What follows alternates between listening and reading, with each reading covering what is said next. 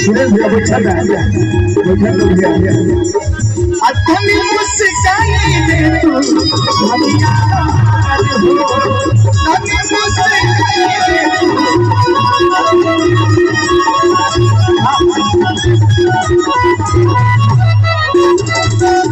और हमारे छोटू भैया आप लोगों की धरती से आप हमारे घर के मेरे बड़े भाई मैं आपको साथ प्रणाम करता हूँ सुनील भाई आप भी बहुत अच्छा गाते हैं मैं आपको भी प्रणाम करता हूँ भाई के भाई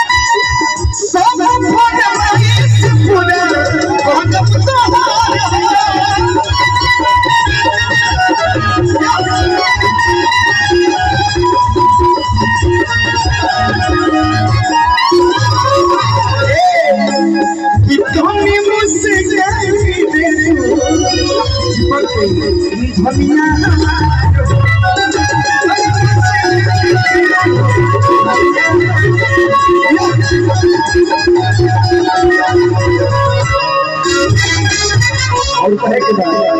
कि प्रभु के पायल चाहिए आज की के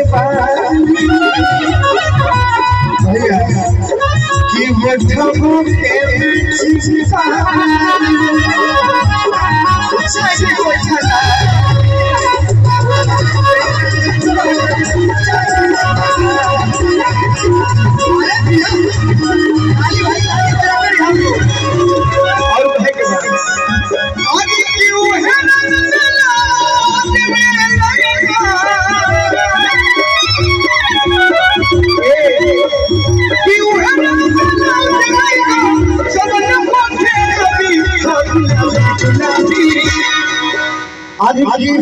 गुलाबी गुलाबी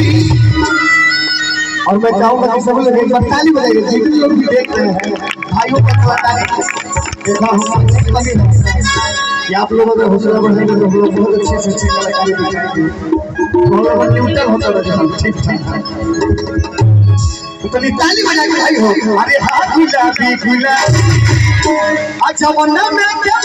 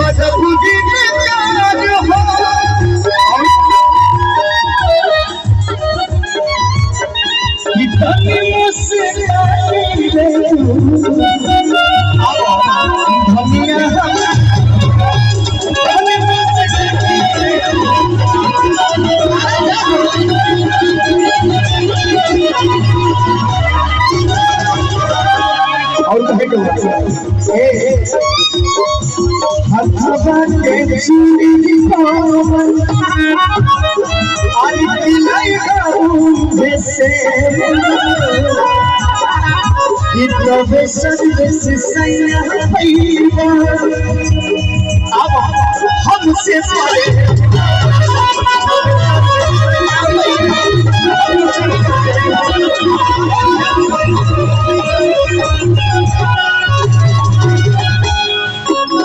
और कहेंगे